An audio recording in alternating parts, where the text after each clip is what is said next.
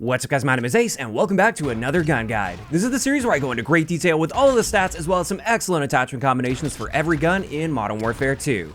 And today we've got a very special episode. What I wanted to do here is combine all of the current sidearms into one gun guide. Personally, I don't feel like each of these deserve their own episode because they're fairly basic, fairly simple, and the vast majority of people just use them as a sidearm, not a primary weapon. But you should still be getting a ton of good information out of this, as well as some excellent attachment combinations. So let's dive right into this, and we're going to start it off with some comparisons. And to start, we'll have a look at our handling stats. Now, for aim down sight time, every pistol in the game, aside from the Desert Eagle or 50 GS, has a base aim down sight time of just 150 milliseconds, which is really fast. Whereas with the 50 GS, this is 210 milliseconds. Then when it comes to sprint out time, they're all identical at 80 milliseconds for our standard sprint out time and 160 milliseconds for our tactical sprint out time. And then another important stat with pistols is the swap time. How long does it take to swap from a primary gun to these pistols? And just for a baseline, I swapped from an M4, not using the fast hands perk or any attachments or anything like that. And you can see there is actually some variance here with how quickly you can swap. The fastest are going to be the X12 and the X13, and the slowest is the P890, but they're all within 100 milliseconds of each other. Then taking a look at our movement speeds, we've got amazing movement speeds with every single one of these pistols, and they're all very comparable in this area. There isn't a massive amount of variance here, but technically speaking, the fastest when it comes to base movement speed and aim walking movement speed is going to be the X13, whereas the one with the fastest sprint speed is going to be the X12. And then finally, for this general comparison of stats, bullet velocity is also quite important because it definitely will impact your ability to hit targets effectively at range, especially since pistol bullet velocity is fairly slow in this game. And it turns out the best in this area is going to be the 50 GS at 470 meters per second. That's pretty respectable. Whereas the X12, X13, and Basilisk are all the same at 375 meters per second. And then finally, the P890 is the worst in this area at 250 meters per second. And you can really notice that when trying to shoot a moving target at mid to longer ranges.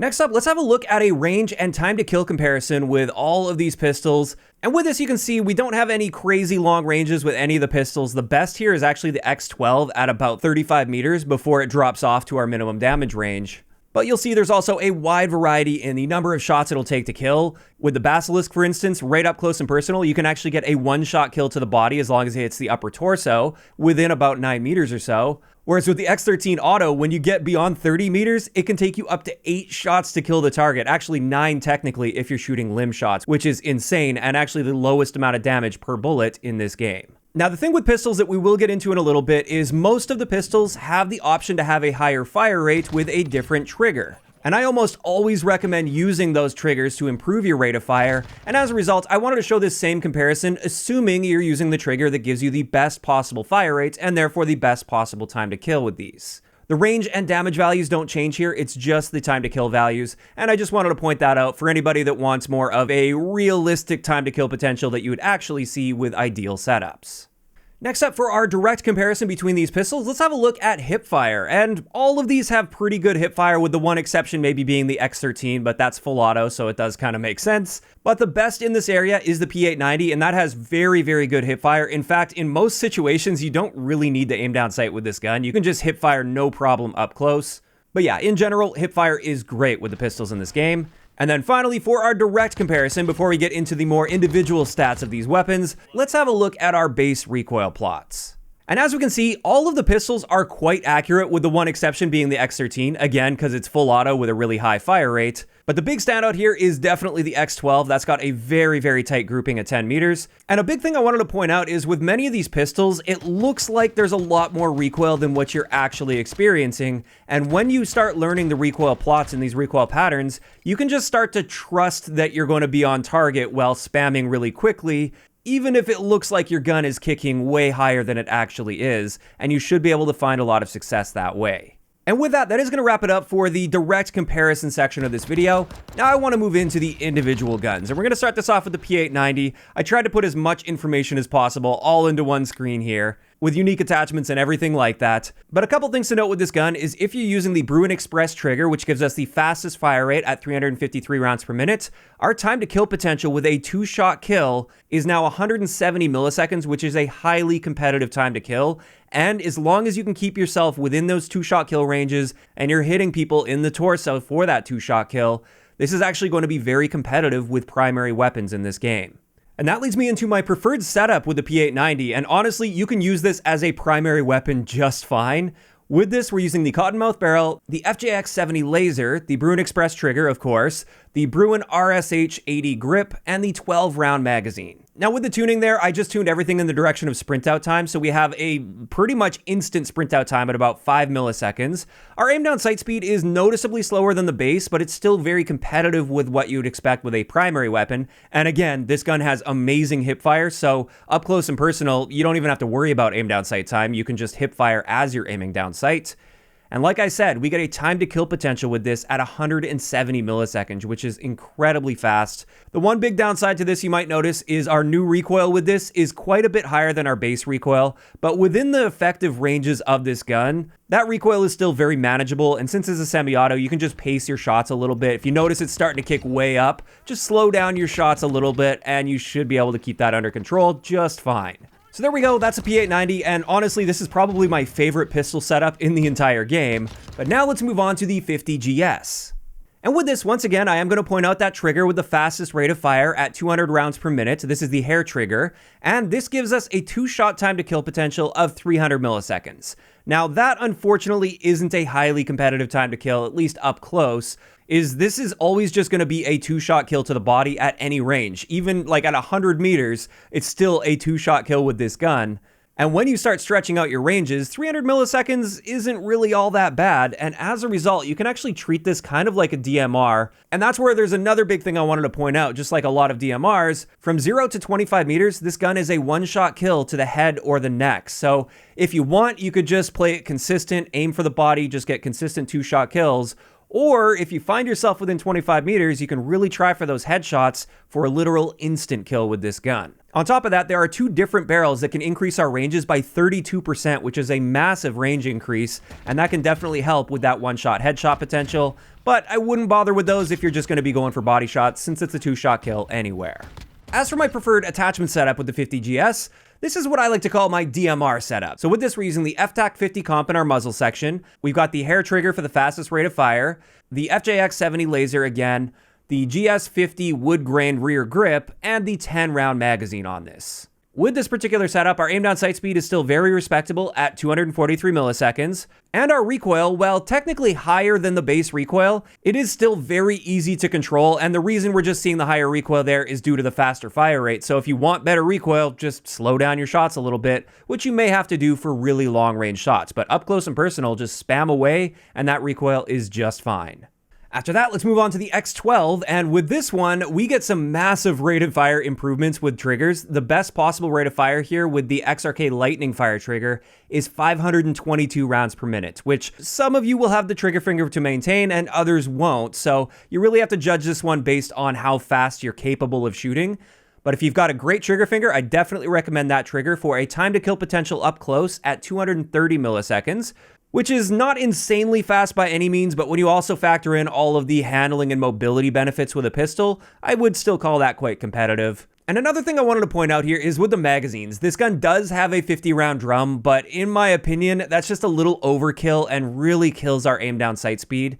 And as a result, the default 17-round mag is generally fine, or maybe I'll use a 24-round mag. Speaking of which, let's get into my all-around setup. We are using the 24-round mag on this, the XRK Lightning Fire trigger, since I do have quite a solid trigger finger, and I can really take advantage of that. We've got the XRK Luck 9 barrel, the FJX70 laser, and the Cronin Lima 6 rear grip. So with this one, our aim down sight speed is only harmed by 2 milliseconds, which you'll never notice, so that's a ridiculously fast aim down sight speed. Same thing with our sprint out time. This is very, very fast. We have basically no recoil with this gun as well, even when spamming at the maximum fire rate. And like I said, that time to kill potential can be competitive when you also factor in our mobility and handling stats with this gun.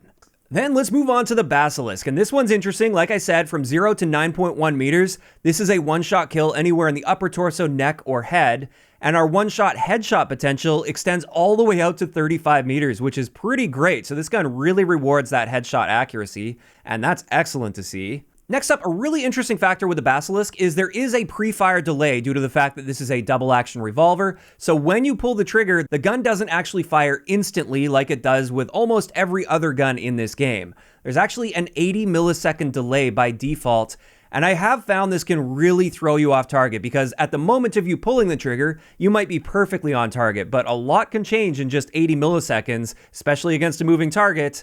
And as a result, I highly recommend always using the match grade trigger. The reason behind this is not only for the rate of fire improvement, it's primarily due to the fact that this cuts our pre-fire delay in half, so it's now just 40 milliseconds rather than 80. And I do find that to be quite noticeable. But finally, there's one other factor I wanted to point out with this gun, and this is the fact that even if you're using a trigger with the best possible fire rate at 167 rounds per minute, our 2-shot kill potential is still very slow for this game at 359 milliseconds. As a result, I really try to put a lot of focus with this gun on hitting those 1-shot kills to either the upper torso or the head. And let's jump into what I like to call my sniper setup. This is the setup where I am really actively trying to hit the head or at least the upper torso if I'm really close. And with this, we've got the 10.5-inch F-Tac arrow barrel for the best possible range boost. Now our 1-shot upper torso kill range is nearly 12 meters instead of 9. We've got the Lockshot KT85 muzzle, the Bryson match grade trigger, the Slimline Pro optic, although you can use whatever optic you'd like on this, and the SO RD99 grip. With this, like I said, I'm just going to be treating this kind of like a sniper. I'm really going to be trying to take my time whenever possible to line up that headshot or upper torso shot if I'm up close and personal. I really try to avoid situations where it's going to take me 2 shots to kill, but if I need to, I can still often make it work.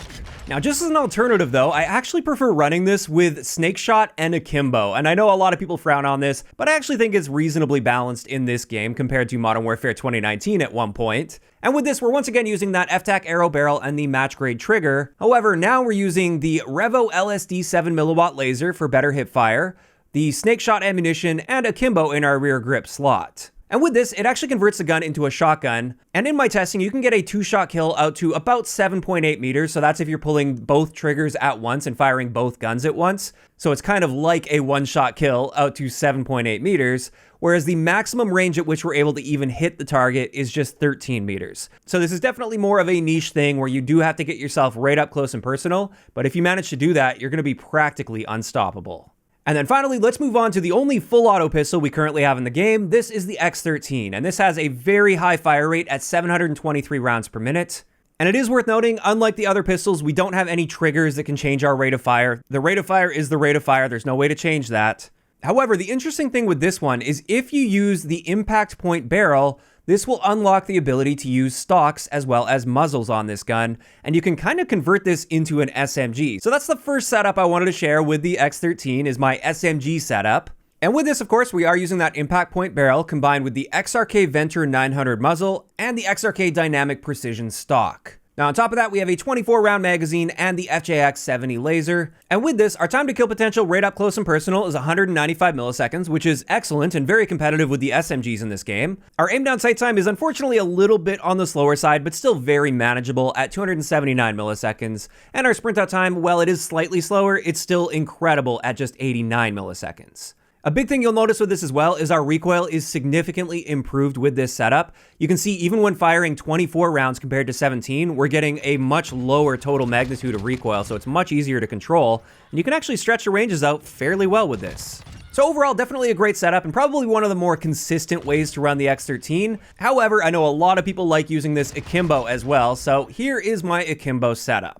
With this, assuming we pull both triggers at the same time, our new time to kill potential is just 130 milliseconds. But of course, it is Akimbo, so we are hip firing, and therefore it's just less consistent. You might get unlucky, the hip fire gods might not be on your side, and if you end up missing a bunch of shots, then you're kind of screwed. Your time to kill is going to increase very significantly. And also, I would say the effective range of this is only around 7 meters. Yes, you can get kills beyond 7 meters, but at that point, it's really a guessing game as to whether or not your shots hit, and generally speaking, other guns are just going to outgun you before you have the opportunity.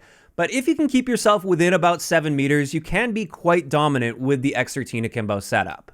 And with that, that's finally going to wrap it up for the breakdown of all of the sidearms that we currently have in Modern Warfare 2. Personally, my favorite out of all of these is the P890. I just feel like that gun is good enough to be a primary weapon in this game. And while I still feel like I can use many of the other pistols effectively, the P890 is my top pick. Now, of course, that is just my opinion, and I'd love to hear what you guys think in the comment section down below. Out of all of these sidearms, which one is your favorite to run in Modern Warfare 2? Also, if you guys have missed any of the previous episodes, I've now covered every single gun that's currently in Modern Warfare 2. I will leave a link to the playlist in the description of the video. If you enjoyed this one, a like rating is always appreciated, and don't forget to subscribe for more if you haven't already. I'll talk to you guys next time.